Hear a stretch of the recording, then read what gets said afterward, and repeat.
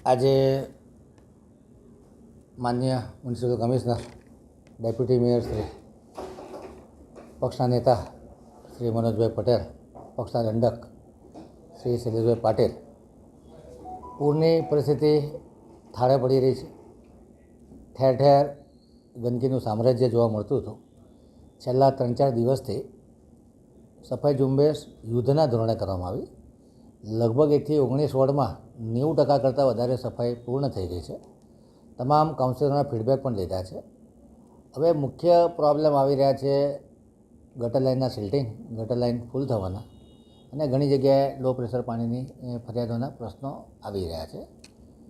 ખાસ કરીને પૂરની પરિસ્થિતિ બાદ શહેરમાં કોઈ રોગચાળો ન ફેલાય, પછી એ પાણીજન્ય રોગચાળો હોય કે મચ્છરજન્ય રોગચાળો હોય, એની ઉપર સઘન કાર્યવાહી કરવાની જરૂર છે.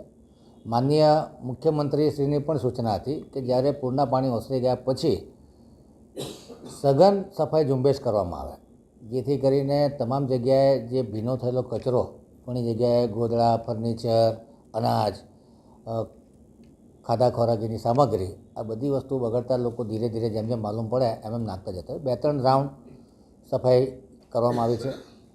જ્યારે અનાજ સડી જાય ત્યારે દુર્ગંધ મારતી હોય છે, એવા એરિયામાં તમામ જે સ્પોટ છે, ઓપન સ્પોટ, જે જગ્યાએ લોકો કચરો નાખતા હોય છે, એ કચરો ઉઠાવ્યા બાદ સોડિયમ હાઇપોક્લોરાઇડ 2%નું સોલ્યુશન સ્પ્રે કરવામાં આવે. તમામ જગ્યાએ જે પાવડર છે જંતુનાશક, એનો છંટકાવ કરવામાં આવે.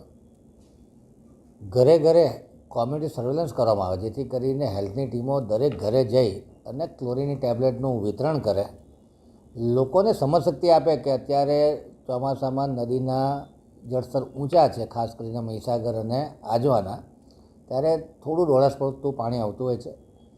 કારણ કે ફ્રેન્ચવેના ડાયરેક્ટ પાણી ગરમમાં આવતા હોય છે, તો આ પાણીમાં ફટકડીનો ઉપયોગ કરી અને ઉકાળીને પીવું જોઈએ, જેથી કરીને પાણીમાં બેક્ટેરિયા ના હોય પરંતુ માટીના રજકણો હોય તે બેસી જાય અને ઉકાળેલું પાણી પીવાથી કોઈ રોગચાળો ન ફેલે.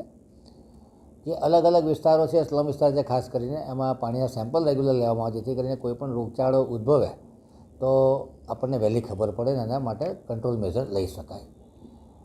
આરોગ્ય અમલદારને સૂચના આપવામાં આવી છે કે ખૂબ વિજિલન્ટ રહે. કોઈ પણ નવા પ્રકારનો રોગ માર્કેટમાં જણાય તો તાત્કાલિક એની જાણ તંત્રને, પદાધિકારીઓને થાય, જેથી કરીને એને પ્રિવેન્શન માટેના જે કોઈ સ્ટેપ લેવાના છે લઈ શકાય.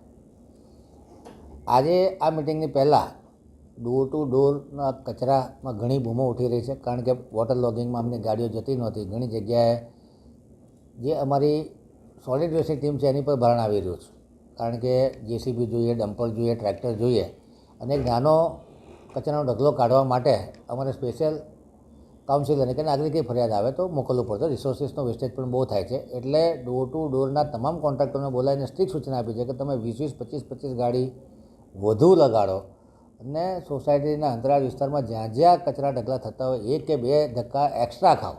આવનારા 15 દિવસમાં ગણપતિ મહોત્સવ આવી રહ્યો છે, ત્યારે આ વસ્તુ તમે તાત્કાલિક ધોરણે કરો.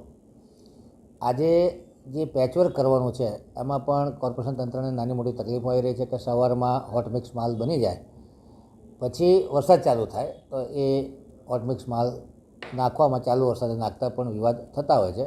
પરંતુ ઘણી ડિમાન્ડ આવી રહી છે કે ગણપતિની આગમન સવારીઓ આવી રહી છે, તો પબ્લિકની ડિમાન્ડ પણ છે કે રોડનું પેચવર્ક કરવામાં આવે. એટલે આવનારા 6 થી 7 દિવસમાં પેચવર્ક માટે, તમામ ખાડા પૂરા માટે હોટ મિક્સ, વેટ મિક્સ તમામ ખાડા પૂરાય એના માટે યુદ્ધના ધોરણે ઝુંબેશ કરવામાં આવશે. જે આર્ટિફિશિયલ પોન્ડ બનાવવાના છે ગણેશ વિસર્જન માટે, એનું પણ કામકાજ જે પૂરની પરિસ્થિતિમાં તમામ અધિકારીઓ બિઝી હતા તો એમને એની પર કોન્સન્ટ્રેટ કરવાનું કહેવામાં આવ્યું છે, જેથી કરીને ગણેશ વિસર્જનનો જે તહેવાર છે સંસ્કારી નગરીમાં ખૂબ ઉત્સાહથી ઉજવાતો હોય છે, એમાં પણ કોઈ અડચણ ન પડે. કહેવાનો મતલબ કે મલ્ટિપલ લેવલ ઉપર કામ કરવાની જરૂર છે. બીજી બાજુ રાજ્ય સરકાર દ્વારા આપવામાં આવતી કેશ ડોલના સર્વે ચાલી રહ્યા છે, ઘર વખરી માટેના સર્વે ચાલી રહ્યા છે, જે નુકસાન થયું છે એ માટેના સર્વે ચાલી રહ્યા છે. એટલે તંત્ર મલ્ટીલેટરલ કામ કરી રહ્યું છે અને પરિસ્થિતિ પૂરની થાળે પડતી જણાય છે.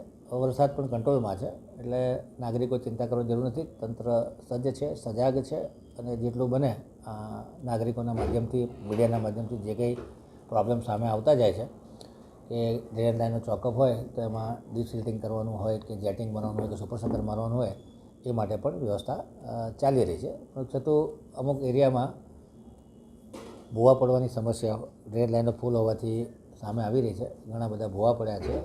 ચિંતાજનક વિષય છે, કારણ કે યુસેનિટીનું લેવલ જ્યારે 35 ફૂટથી ઉપર હોય ત્યારે આ બધી ડ્રેન લાઈનોમાં પ્રેશર વધતા એના જોઈન્ટ ખુલી જવા, મેનહોલ કોલેપ્સ થવા આવી ઘણી ફરિયાદો સામે આવી છે.